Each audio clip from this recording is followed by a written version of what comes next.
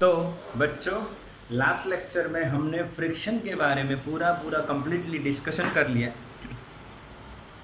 आपका भी फ्रिक्शन बिल्कुल पक्का है मेरे हिसाब से, और आपके हिसाब से भी होना ही चाहिए।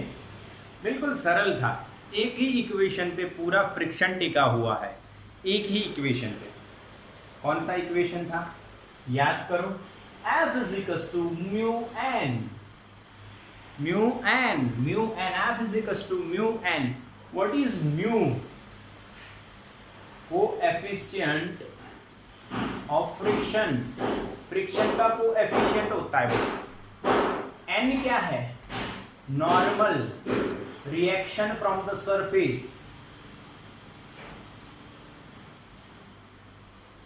ठीक है। F is the friction, frictional force. बस ये इक्वेशन पक्का कर लो, आपका फ्रिक्शन पक्का है, और बाकी का लॉजिक मैंने पहले ही पक्का कर दिया है। हम लोग पहले एनसीईआरटी पढ़ेंगे, एनसीईआरटी में जो सम हमें 3-4 दिए हैं वो हम खत्म करेंगे।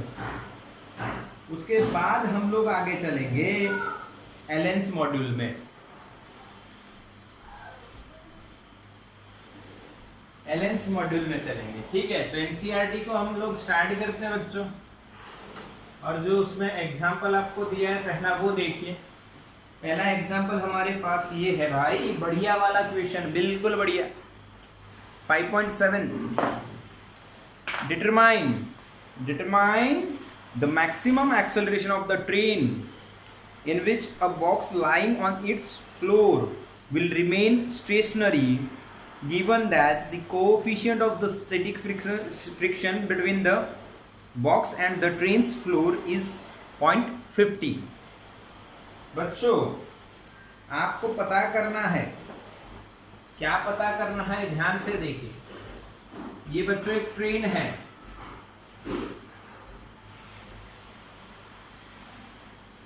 ठीक है, मान लेना है ट्रेन है ये। उसके सरफेस पे एक बॉक्स पड़ा हुआ है,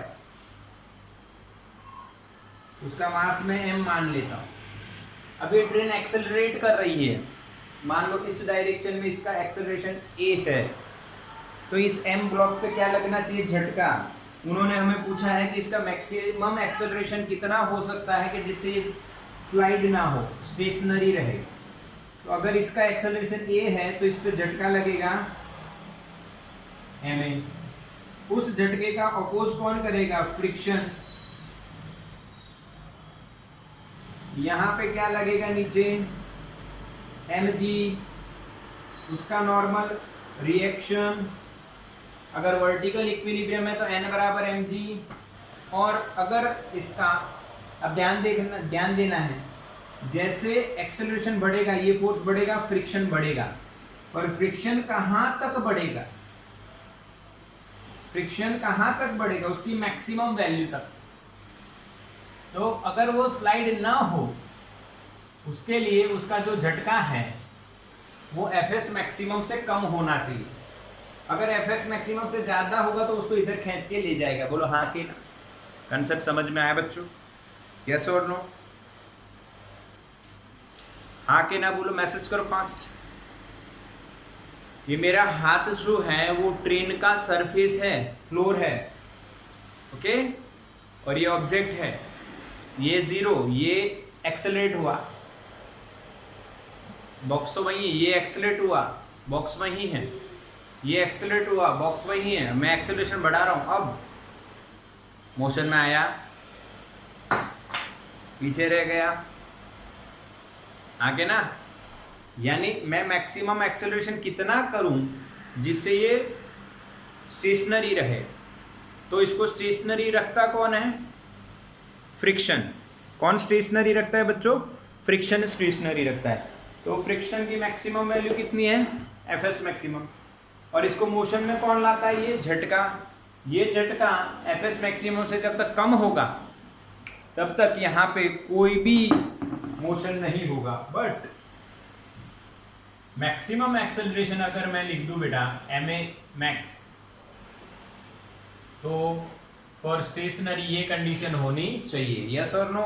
यही कंडीशन होनी चाहिए, यही होनी चाहिए। बिल्कुल क्लियर है? आगे ना सुनाई दे रहा है ना? यही कंडीशन होनी चाहिए। तो बस खत्म। M A max is equal to mu S into M G. क्यों भाई? अरे यार F S maximum mu S into N होता है। वर्टिकल इक्विलिब्रियम के कारण एन की वैल्यू एम जी के बराबर होनी चाहिए। तो mu S M G M M cut, तो a max is equals to mu S into G. Now what is the value of mu? Mu is given 0.15 and E10 ले लो, या दिया होगा तो 1.5 मीटर पर second square is the maximum acceleration. इससे ज्यादा अगर हुआ तो झटका बढ़ जाएगा, और झटका बढ़ेगा तो ट्रेन के फ्लोर पे ये बॉक्स स्लाइड हो जाएगा। हाँ के ना बेटा? क्लियर? 5.8 next question. पहला हो गया बिल्कुल इजी। ओके, अब दूसरा देखते हैं 5.8। अब 5.8 क्वेश्चन मैं रीड करता हूं और इस पे लिख दो मोस्ट आईएमपी। और इसमें मोस्ट आईएमपी की बात यह है कि यहाँ पे एक कंसेप्ट आता है जो आपको याद रख लेना है, और उसमें एकदम इजी लॉजिक भी है। ओके, तो एक फिगर दी गई है। Mass of 4 kg rest on a horizontal plane. The plane is gradually inclined until at an angle theta is equals to 15 degree with the horizontal. The mass just begins to slide. What is the coefficient of the static friction between the block and the surface? And equation समझना है। Mass just begin to slide, तो ऐसा है question, आपको feel आ जाएगा। देखो, दिख रहा है? ओके, अब यहाँ पे हम लोग इसका एंगल बढ़ाते हैं धीरे धीरे धीरे। 0 1 2 3 4 5 6 7 8 9 10 11 12 13 14 और ये 15। समझ में आया? हाँ के ना? बोलो हाँ के ना? समझ में आया कि बच्चों? हाँ। तो अब इसके सरफेस के बीच में, ये सरफेस जो है, ये जो सरफेस है एंग्री बर्ड वाला, ये एंग्री बर्ड वाले सरफेस और इसके बीच में कितना कोएफिशिएंट ऑफ फ्रिक्शन रहा होगा? फिर से एक बार, 1 2 3 4 5 6 7 8 9 10 11 12 13 14 15 पे गया। ठीक है, जस्ट बिगिंस टू स्लाइड। बिल्कुल सरल लॉजिक है बच्चों, बिल्कुल सरल और बढ़िया भी। और जस्ट बिगिंस टू स्लाइड के लिए हमें थोड़ा सा ध्यान रखना है। यहाँ पे एग्जाम्पल नंबर 5.8, यहाँ पे हमें कंडीशन, मैं यहाँ पे थीटा लेता हूँ अभी। यहाँ पे एक एम मास का ब्लॉक रखा हुआ है। अब हमें इस पे कौन कौन से फोर्स लग रहे हैं ये रिजॉल्व करना है। ये अर्थ का सरफेस है, हॉरिजॉन्टल सरफेस, और ये इंक्लाइंड है। तो यहाँ से जब हम लिखेंगे, यहाँ पे लिखता हूँ या यहीं पे कहीं से भी लिख सकते हो बच्चों आप। हाँ के ना? ये mg हो गया perpendicular to the horizontal earth surface. Okay, यहाँ पे नॉर्मल लगेगा, normal is perpendicular to the inclined surface. ठीक है, अब इसको रिजॉल्व करेंगे along the inclined surface and perpendicular to the inclined surface. ये याद रखना नहीं है, ये पता है क्योंकि इसका मोशन इधर है, तो इस साइड में कौन सा फोर्स लग रहा है वो हमें निकालना है। बताओ ये एंगल कितना होगा? बताओ ये एंगल कितना होगा बच्चों? बताओ। ये थीटा, ये 90, तो ये कितना? यस, वेरी गुड, पढ़ाया हुआ है मैंने। ये थीटा होगा, ये थीटा, ये 90, तो ये 90 माइनस थीटा, ट्राइंगल बन रहा है। ये 90 माइनस थीटा और ये 90 होगा क्योंकि ये नॉर्मल है, तो ये 90 होगा सरफेस के साथ। ये 90 माइनस थीटा, तो ये थीटा ही होगा। अब mg को रिजोल्व करते हैं, तो इसको mg cos थीटा हम बोलेंगे, और इधर जो लगेगा उसको हम mg sin थीटा बोलेंगे। अब ये mg sin थीटा इसको नीचे लेके आ रहा है, तो इधर मोशन हो रहा है तो फ्रिक्शन लगेगा इसके ऑपोजिट में, जिसको हम Fs मैक्सिमम तक लगेगा बच्चों, ये μs इंटू n। अभी सिर्फ आप Fs बताओ। अब जस्ट बिगिंस टू स्लाइड, यानी ये दोनों सेम हो जाएंगे, ये दोनों सेम होने चाहिए। जब तक स्लाइड नहीं होता है इसका मतलब Fs मैक्सिमम से mg sin थीटा कम है, क्योंकि mg sin थीटा इसको नीचे लेके जाएगा।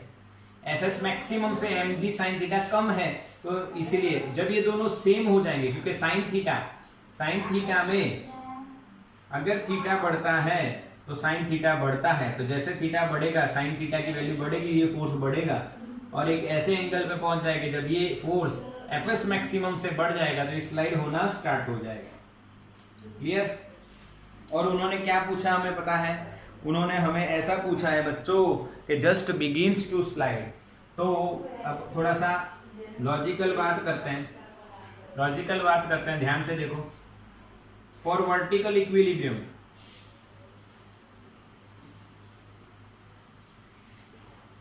अब ये वर्टिकली इक्विलिब्रियम में है, तो n बराबर क्या लिख सकते हो आप,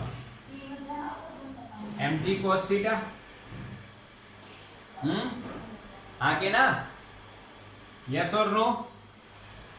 और जस्ट बिगिंस टू स्लाइड, ऐसा ही पूछा है ना, देखो अंदर रीड करो, जस्ट बिगिंस टू स्लाइड ऐसा दिया है। आगे ना, स्पेलिंग मिस्टेक है स्लाइड का, यस सही है, इतना तो थोड़ा सा चल जाएगा। जस्ट बिगिंस टू स्लाइड, अब इसको हम लिखेंगे यहाँ पे एक बढ़िया नाम, angle of repose, angle of repose. इसीलिए ये इंपॉर्टेंट थियरी है, एक कॉमन कंसेप्ट है, जस्ट बिगिंस टू स्लाइड। तो जब ऐसा हो तो Fs मैक्सिमम की वैल्यू वो mg sin थीटा के बराबर होनी चाहिए। अब Fx मैक्सिमम कितना, यहाँ पे निकाल लेते हैं। Fs maximum is equal to μs into n, μs n की वैल्यू क्या आई, mg cos थीटा, ये उधर रखेंगे तो mg sin थीटा बराबर mg μs into mg cos theta. भाई mg मर गया तो sin upon cos tan theta, tan theta is equals to μs. This is the standard equation. Tan theta is equals to μs when body or any object just begins to slide on any inclined surface. You have to write this equation. Tan theta is always equals to μs. Okay, μs यहाँ पे वही पूछा है। अब ये जो example है, उस एग्जाम्पल में हमें ये थ्योरी दी है पूरी कि भाई लिखा हुआ है कि जस्ट बिगिंस टू स्लाइड, तो मैंने आपको प्रूव करके बताइए कैसे आता है। अब आपका सॉल्यूशन कैसे आएगा वो देखो। उन्होंने आपको थीटा दे दिया 15 डिग्री, 15 डिग्री पे जस्ट बिगिंस टू स्लाइड, तो म्यू पूछा है, तो सॉल्यूशन आपका रहेगा म्यू बराबर 10/15, आंसर इज 0.27। ये नेचुरल टेंजेंट से आ जाएगा। आपको नेचुरल टेंजेंट सिखाना है, हम लोग जल्दी ही मिलने वाले हैं, आपको पता है थोड़े दिन में हम मिलने वाले हैं, तब हम ये सिखा देंगे आपको। पर इस थियरी को, इस इक्वेशन को आपको याद कैसे रखना है, angle of repose tan theta is equals to mu S. Okay done ना? तो स्क्रीनशॉट लो फटाफट, चलो हो गया, हो गया डन। स्क्रीनशॉट फटाफट बच्चों, जल्दी करो। ओके अब देखो नेक्स्ट सम की बात कर लेते हैं। बढ़िया सम, अब कुछ अलग पूछ लिया। एनसीईआरटी वेरिएबल क्वेश्चंस दे देते हैं और जो अच्छे अच्छे लॉजिक के साथ भी होते हैं। चलो अगेन एक बढ़िया सा क्वेश्चन है, और अब हमारी मेथड यूज करेंगे तो जल्दी से आंसर आ जाएगा। बट न्यूटन सेकेंड लॉ और एफबीडी तो आता ही आता है। Example number 5.9, what is the acceleration of the block and trolley system as shown in the figure. तो एक फिगर है बच्चों, उसमें एक ब्लॉक है और एक ट्रॉली है। आपको बता देते हैं।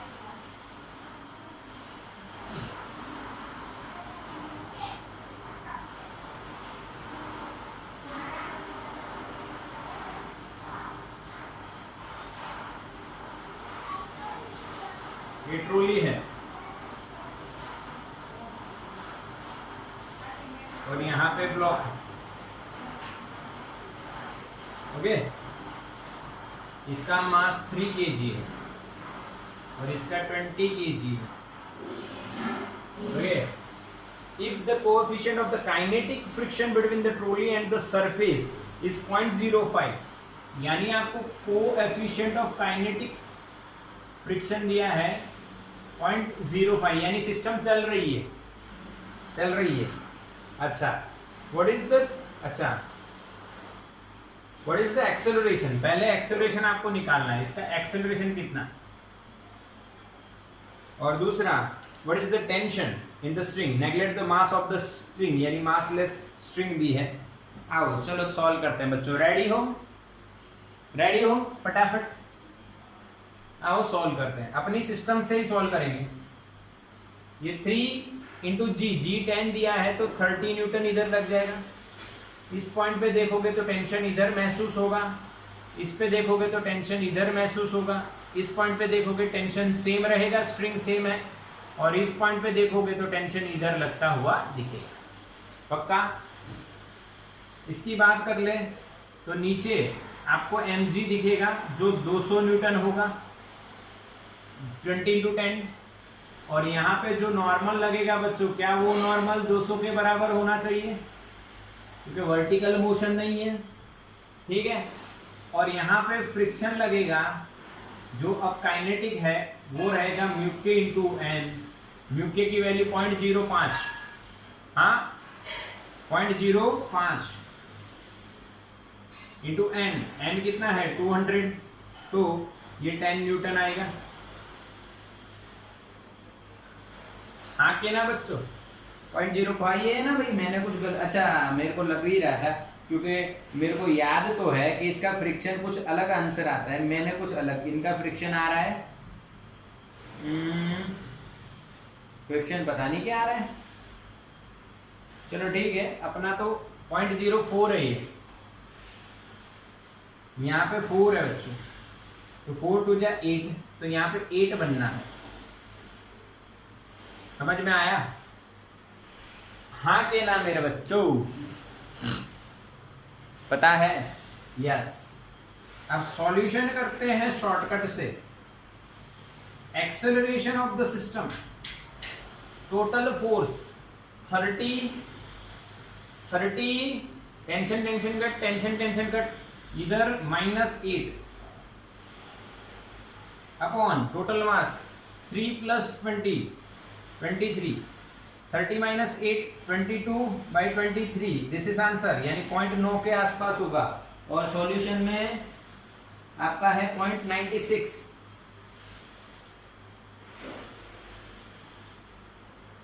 समझ में आया? यस और नो? एफबीडी बताओ, सारे फोर्स बता दो, फिर अपना शॉर्टकट लगा दो।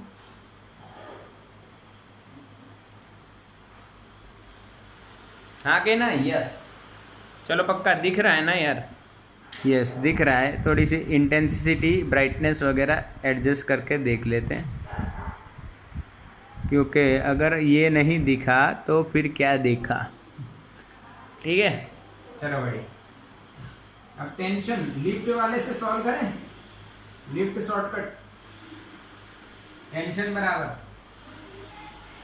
ये नीचे जाएगा ए एक्सेलरेशन से, तो इस पे झटका लगेगा ऊपर 3 इंटू ए, तो tension is equal to, tension को मान लो W एपरेंट, तो tension is equal to 30 - 3A।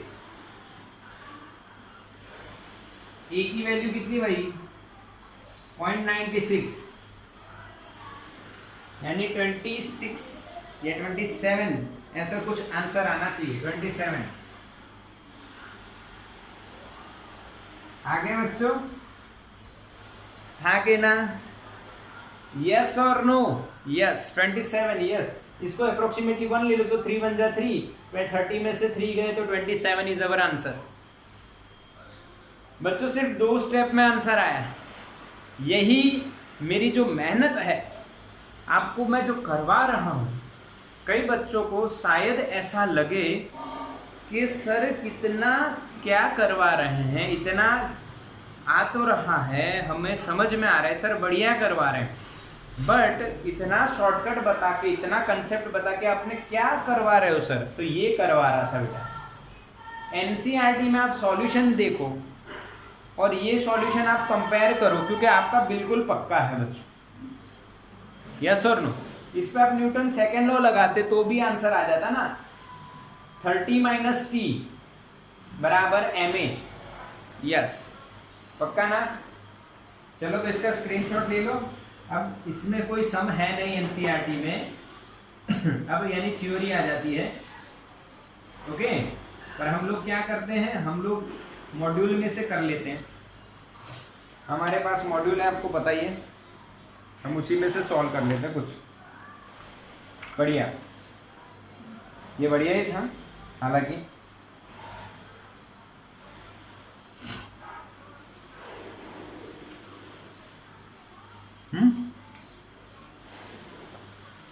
चलो ये वाला बढ़िया क्वेश्चन है, कुछ नया है, तो चलो समझते हैं बच्चों। कुछ नया क्वेश्चन हमें दिख रहा है जो आपको भी समझ में आएगा। बढ़िया क्वेश्चन है और करने जैसा है। चलो तो करते हैं, आओ। तो भाई यहाँ पे जो क्वेश्चन पूछा है, एग्जाम्पल पूछा है, उसमें कहा है कि एक इंक्लाइन सरफेस है, उसका हॉरिजॉन्टल के साथ 37 डिग्री का एंगल है, ओके। उस पे 2 kg का एक ब्लॉक पड़ा हुआ है और यहां पे आपको म्यू भी दिया है, म्यू इज 0.7। तो ब्लॉक पे कितना फ्रिक्शन लग रहा है पहले ये निकालिए, और जो इंक्लाइंड सरफेस है वो ब्लॉक पे कितना फोर्स लगा रहा है ये भी निकालिए। ये बहुत इंपॉर्टेंट है, इसको आईएमपी कर दीजिए, इसको आईएमपी कर दीजिए, आईएमपी कर दीजिए। कैसे? तो बच्चों एक बढ़िया कंसेप्ट आ रहा है इसलिए मैं आईएमपी करवा रहा हूं इसको। यहां पे 20 हो गया, ठीक है। ये कंपोनेंट हो जाएगा, ये कितना भाई 37, तो ये हो जाएगा 20 cos 37। अब cos 37 कैसे लिखना है ये आपको ट्रिपलेट से पता होना चाहिए, 3 4 5, तो ये 37 हो जाएगा। तो cos 37 यानी 4/5, तो ये हो जाएगा आपका 16 न्यूटन, क्योंकि ये 4/5, तो 5 4 जा 20, तो 4 × 4 16 न्यूटन। इसी तरह से ये वाली डायरेक्शन में भी एक फोर्स आ जाएगा 20 sin 60। अब वहां पे आपका आंसर आएगा 20 sin 60, sin 60 यानी 3/5, ये 4 3 12 Newton is our answer, okay. अब यहाँ पे ये ऐसे स्लाइड होना चाहेगा, ऊपर क्या लगेगा बच्चों? नॉर्मल, और वो नॉर्मल कितना होगा? 16 के बराबर, वर्टिकल इक्विलिब्रियम है ना, तो 16 के बराबर। अब म्यू 0.7 है, तो यहाँ पे फ्रिक्शन लगना जरूरी है, तो फ्रिक्शन कितना होगा? 0.7 इंटू n, n कितना है बच्चों? 16। यस और नो? हाँ के ना? समझ में आ रहा है? यही लॉजिक है भाई, और क्या है? अरे cos 37 का यही लॉजिक है, यस यही लॉजिक है। देखो cos 37, कई बच्चों को ऐसा लग रहा है सर यहाँ पे क्यों नहीं ले, बेटा यहाँ पे 53 आएगा, 53 आएगा, ओके। तो ये बैलेंस हो गया, इसलिए n डायरेक्ट मैंने 16 ले लिया, वो वाली टेक्निक नहीं की मैंने, F S is equal to F S maximum is equal to mu S into N, फिर mu S into M G cos theta. ये नहीं किया मैंने, M G cos theta direct dissolve कर, फिर ये एन 16 आ गया, तो अब यहाँ पे 16 इंटू 0.7। अब ये आपको पता होना 16 का जो टेबल है वो आना चाहिए, 16 7 जा 112 और 112 है, यस 112, और ये पॉइंट है तो इसीलिए 11.2, हाँ 11.2 न्यूटन। सही है भाई, यस बिल्कुल सही है, बिल्कुल सही है। अब क्वेश्चन ये पूछा है बच्चों, इन्होंने ऐसा नहीं पूछा एक्सेलरेशन कितना, यहाँ पे एक्सेलरेशन भी मिल जाएगा आपको पता हो तो। उन्होंने क्वेश्चन ये पूछा है force from the incline surface on the block. तो ये आपको मैं यहाँ पे बता रहा हूं, mg is equal to 20 newton. तो mg के ऑपोजिट में हमेशा फोर्स लगेगा, यानी आप यहाँ पे पैरेललोग्राम कंप्लीट करोगे तो mg के ऑपोजिट, आप अगर यहाँ पे खड़े हो तो आप पे सरफेस mg के ऑपोजिट ही लगाएगा। फिर mg को ऑपोजिट का जो रिएक्शन है वो रिएक्शन फोर्स हमने रिजोल्व कर रखा है n और f में। तो यहाँ पे reaction is equal to under root of F square plus N square, f का 11.2 का स्क्वायर, n का 16 का स्क्वायर। आप सॉल्व करो इसको, आंसर आपको आएगा 19.53 न्यूटन। बोलो समझ में आया? 19.53, यस और नो? हाँ के ना बेटा, क्लियर के नहीं? यस। ये 12 किलो तो 144 हो जाएगा, ये 16 का आपको स्क्वायर, दोनों का एडिशन करो फिर रूट निकालो, यानी 400 के नजदीक आंसर जा रहा है, इसलिए 20 के नजदीक वाला रूट आ रहा है। ये क्लियर कंसेप्ट, इसको IMP कह दो। ये जो रिएक्शन है वो हमेशा mg के ऑपोजिट होता है, और उस रिएक्शन के दो कंपोनेंट, एक नॉर्मल और दूसरा फ्रिक्शन होता है। दूसरा क्या होता है बच्चों? फ्रिक्शन होता है। बोलो समझ में आ रहा है कि नहीं बच्चों? हाँ कि ना बच्चों, बताओ। यस, क्लियर है? तो इसका स्क्रीनशॉट लो फटाफट। यस और नो?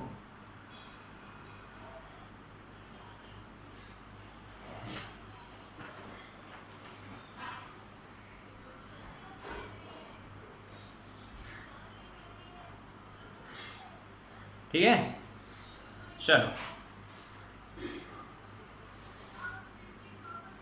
तो ये स्क्रीनशॉट आपने बढ़िया ले लिया। आपको दोनों कंसेप्ट, ये कंसेप्ट लिख लेना, रिएक्शन फोर्स। जैसे सब में आते जाएंगे आपको सारे कंसेप्ट याद रहते जाएंगे, डोंट वरी अबाउट इट।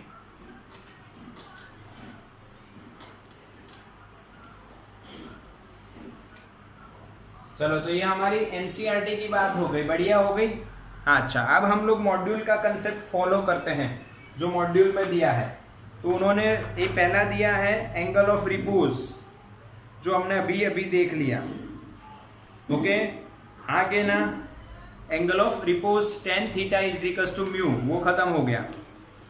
अब यहाँ पे एक कंसेप्ट दिया है हमें कि जो हम धक्का मारते हैं, पुश करते हैं, उससे पुल फोर्स अच्छा है और कम लगेगा, कम लगाना पड़ेगा, ऐसा प्रूव करो। यानी pull is better than push. कोई किसी से बेटर है, ये कंपैरिजन तो हम नहीं करते हैं, पर ऐसा इन्होंने कहा है भाई, pull is better than push. Pull is better than push. धक्का लगाने से बढ़िया खींचना सही है। घर में एहसास करके देखना, ये अपने ही भाई को बिठा दो नीचे, वजनदार होना चाहिए, और उसको खींचो और धक्का लगाओ, दोनों टाइम पे आपको एहसास होगा खींचना सही है। तो पहले पुल का कंसेप्ट हम देखते हैं। हमारे पास यहाँ पे एक डायग्राम दिया गया है।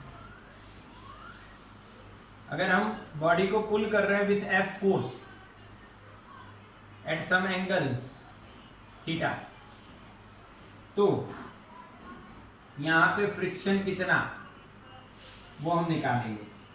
ठीक है, ये निकालना है पहले, क्योंकि खींचने में सरलता कब होगी, जब फ्रिक्शन कम होगा तब। तो काइनेटिक फ्रिक्शन यहाँ पे हम निकाल रहे हैं, ठीक है। तो यहाँ पे आपने फोर्स लगाया इस डायरेक्शन में, एफ में, तो उसका ये कंपोनेंट हो गया एफ कॉस थीटा, ये कंपोनेंट हो गया एफ साइन थीटा। इसका नीचे बच्चों हो गया वेट, और उसके हिसाब से यहाँ पे क्या लग गया, नॉर्मल। इसका मास आप मान लीजिए m, ठीक है। अब वर्टिकल इक्विलिब्रियम है, तो बच्चों n बराबर क्या हो जाएगा, w minus F sine theta, yes और नो।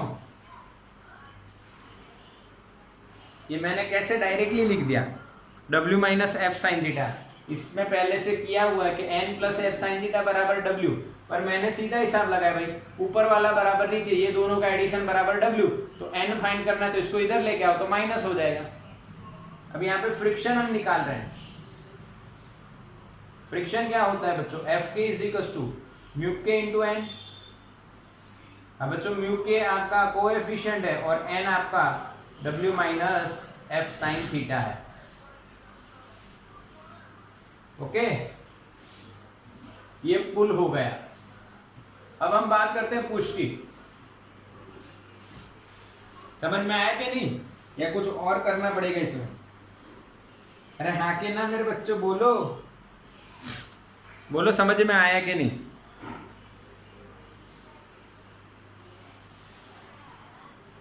यस। अब हम इसको पुश कर देते हैं, m मास है, अब हम उतने ही एंगल पे पुश कर रहे हैं F फोर्स से ही, ठीक है, हाँ के ना। अब इन्होंने जो बात बताई है उस हिसाब से अगर आप देखो तो ये आगे जाएगा और यहाँ पे एंगल थीटा बनता है, ऐसे उन्होंने बोला है। अगर यहाँ पे एंगल थीटा बनता है तो बच्चों हॉरिजॉन्टल के साथ ये एंगल थीटा, यानी ये केस को हम सोचते ही नहीं है। मैं आपको एक यही बात बताता हूँ, यहाँ पे हॉरिजॉन्टल के साथ थीटा एंगल पे फोर्स पुल वाला लगाया, तो यहाँ पे हॉरिजॉन्टल के साथ थीटा एंगल पर पुश गया है भाई, वही लगाएंगे हम लोग। अब यहाँ पे इसके दो कंपोनेंट, ये वाला हो जाएगा एफ कॉस थीटा और ये वाला हो जाएगा एफ साइन थीटा। यहाँ पे हो जाएगा वेट mg और यहाँ पे उसके हिसाब से नॉर्मल रिएक्शन। अब ये इधर मूव करेगा ना, क्योंकि ये इधर लग रहा है बच्चों, इधर मूव करेगा तो फ्रिक्शन लगेगा इधर। सेम कैलकुलेशन यही करेंगे, वर्टिकल इक्विलिब्रियम। तो अब देखो n बराबर w plus F sine theta होता है, समझ में आया ये? हाँ के ना बोलो, यस और नो मैसेज करो, समझ में आया बच्चों? अरे हाँ के ना मेरे बच्चों, बोलो यार, अरे बोलो, शर्मा क्यों रहे हो? समझ में आ गया सर, क्योंकि ये एफ साइन थीटा नीचे है, W भी नीचे है, तो ऊपर वाला फोर्स बराबर नीचे वाले, तो नीचे दो जा रहे हैं ऐसे। हाँ, नीचे वाले यानी जो नीचे है वो नहीं भाई, नीचे की डायरेक्शन वाले, नीचे की डायरेक्शन वाले दो हैं, वो ऊपर की डायरेक्शन वाले के बराबर हैं। पर इधर देखो, एफ साइन थीटा ऊपर था, इधर एफ साइन थीटा नीचे है, तो पुश और पुल में ये फर्क है। अब इससे फायदा क्या होता है, तो देखो फ्रिक्शन देखो,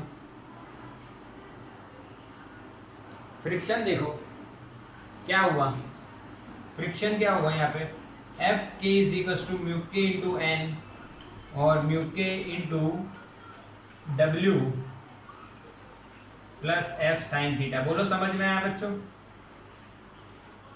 हाँ के ना? यहाँ पे फ्रिक्शन बढ़ गया क्योंकि यहाँ पे प्लस है, यहाँ पे फ्रिक्शन घटा है यानी माइनस यानी कम है, तो pull is better than push.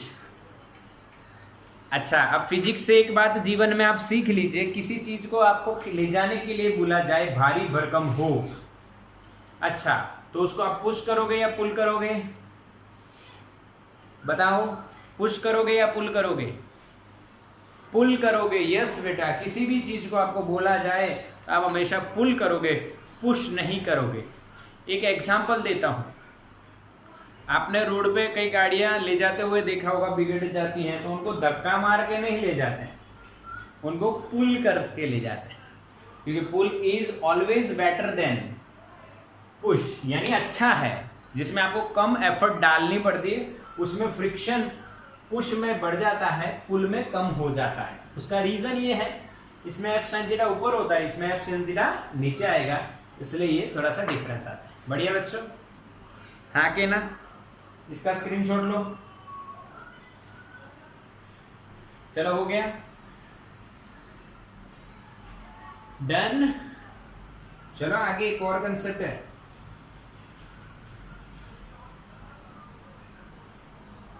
हो गया? यस।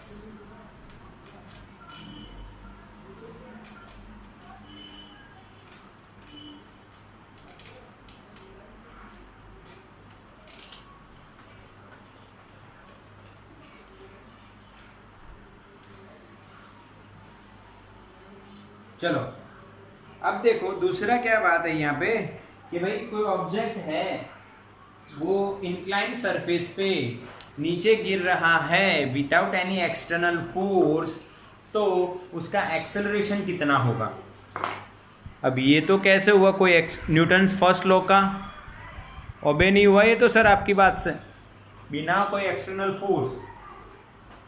तो बच्चों यहाँ पे हम लोग देखने वाले हैं अब इंक्लाइन प्लेन, इंक्लाइन प्लेन की बात करने वाले हैं, और इंक्लाइन प्लेन जो है उस पर फ्रिक्शन भी है। तो तरीका देखिए, यहाँ पे थीटा एंगल है, यहाँ पे एम मास है। अब देखो बच्चों, नीचे क्या लगने वाला है? mg। अब यहाँ इस mg के ऑपोजिट में अर्थ का reaction from the earth,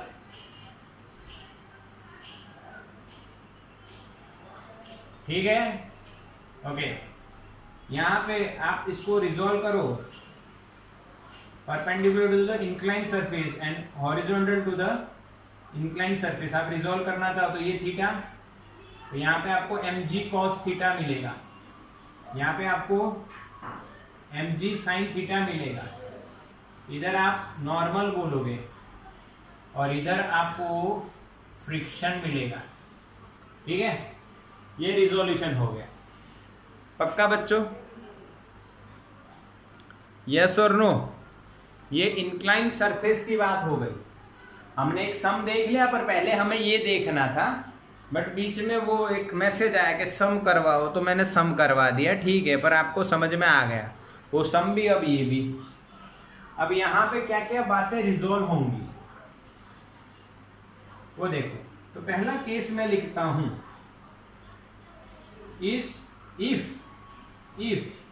mg sin theta is equals to fs maximum, then acceleration of this block is 0।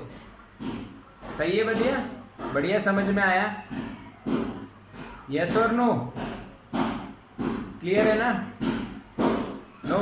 अच्छा, दिख नहीं रहा है, सॉरी सॉरी सॉरी। अब दिख रहा है? यस, दिख रहा है ना? No video? अरे वीडियो आ तो रही है यार, दिख रहा है? देखो, रुको एक मिनट, वीडियो पॉज कर दे। अच्छा, वीडियो नहीं दिख रहा था? अच्छा, रिपीट करो। मैंने कहा ना मैं रिपीट नहीं करूँगा। हाँ, रिपीट पे रिपीट नहीं होगा भाई। यहाँ पे मैं कोई रणबीर कपूर नहीं हूँ, सॉरी रणबीर सिंह नहीं हूँ। हाँ, रिपीट पे रिपीट, बिंगो मैड एंगल्स। चलो ठीक, सर समझाएंगे, रिपीट नहीं करेंगे। यस यस, मैं समझा दूंगा, मैं आपको बाटली में उतार दूंगा। मैं आपको बाटली में उतार दूंगा। दिस इज बाटली, उसको मैं खोलूंगा, आपको उतार दूंगा। चलो ठीक, चलो ठीक, बाटली में उतरना ही है बच्चों। जो बाटली में उतरेगा वही सक्सेसफुल होने वाला है। चलो बाटली में उतारते हैं आप, आओ समझो। ये इंक्लाइन प्लेन है वो जिसमें फ्रिक्शन है। अब ये m मास उस पर रख दिया है, ब्लॉक है, उसका mg नीचे लगेगा परपेंडिकुलर टू अर्थ, तो वही अर्थ उस पर रिएक्शन भी लगा देगी। तो r is reaction from earth, this time reaction and normal from the surface वो अलग अलग है। जब हम ऐसा सरफेस लेते हैं तो यहाँ पे m रखते हैं तो ये mg लगता है, तो यहाँ पे reaction of the earth is equal to normal from the surface, पर यहाँ पे इक्वल नहीं होगा क्योंकि रिएक्शन इधर और सरफेस इंक्लाइन है तो ये नॉर्मल हो जाएगा। अब mg ये एंगल थीटा हुआ तो उसको रिजॉल्व किया mg cos और mg sin में, mg sin के कारण वो नीचे पड़ेगा, पर यहाँ पे फ्रिक्शन है तो फ्रिक्शन उसको रोकेगा, रुक जा, नहीं जाना है तुझे, ये फ्रिक्शन रोकेगा, mg sin थीटा नीचे आएगा, फ्रिक्शन रोकेगा, ठीक है। अगर mg sin थीटा फ्रिक्शन की मैक्सिमम वैल्यू के बराबर हो जाए तो एक्सीलरेशन ऑफ द सिस्टम 0, अंडा मिलेगा, अंडा 0। सही है, समझ में आया अपना फंडा, या मिला अंडा। चलो बोलो समझ में आया क्या है हमारा फंडा। Yes yes. अब केस 2 में देखते हैं भाई, केस 2 क्या हो सकता है। अब ऐसा केस 2 ये है भाई, mg sin theta is greater than fs maximum, greater than maximum, greater than maximum हुआ तो ये नीचे गिरेगा, इसका एक्सेलरेशन मिलेगा इधर। तो एक्सेलरेशन ऑफ ब्लॉक क्या लिखोगे, अरे यार वही total force upon total mass, खत्म।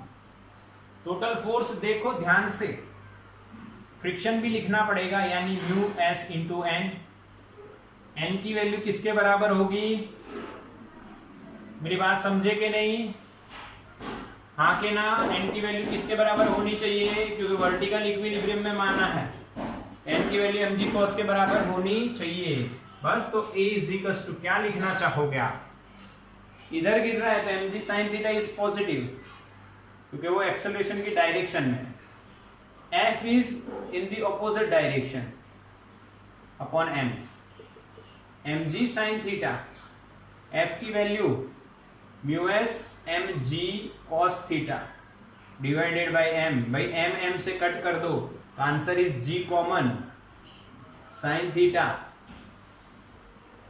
Minus mu S, m cut g common आ गया cos थीटा। समझ में आया, हाँ के ना, यस और नो बच्चों, हाँ के ना, बोलो हाँ के ना।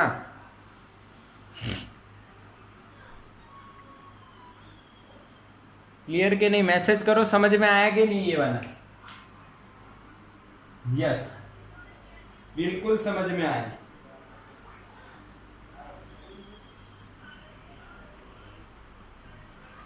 यस बिल्कुल क्लियर ना, स्क्रीनशॉट ले लो तो इसका, सिंपल है, हो गया। यस चलो अब केस 3 क्या आएगा सोचो, केस 1 दोनों इक्वल, केस 2 में mg sin थीटा बड़ा, तो case mg sin theta is greater than fs maximum, तो केस 3 क्या होगा,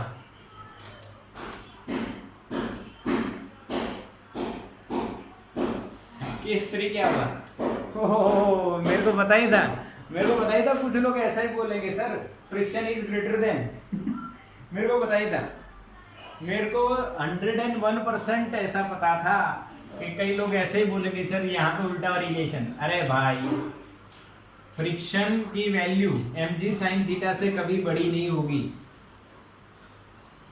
क्योंकि वो जब इक्वल हो जाएंगे तब स्टॉप हो जाएंगे ना, अगर फ्रिक्शन बड़ा हो तो फ्रिक्शन खींच के ले जाए वापस, ऐसा नहीं। हाँ पर केस 3 बहुत बढ़िया है,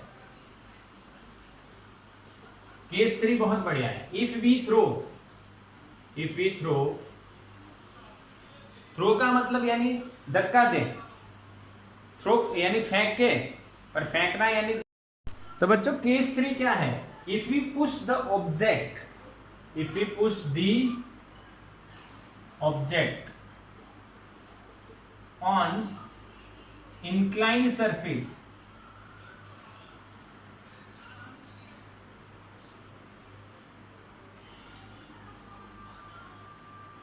यानी उसको यहां से हम लोग फोर्सफुली ऐसे धक्का लगा दे एक टाइप पे। हाँ के ना, हाँ के ना, समझ में आ रहा है? इफ वी पुश, धक्का लगाने को क्या कहते हैं? धक्का लगाने को क्या कहते हैं?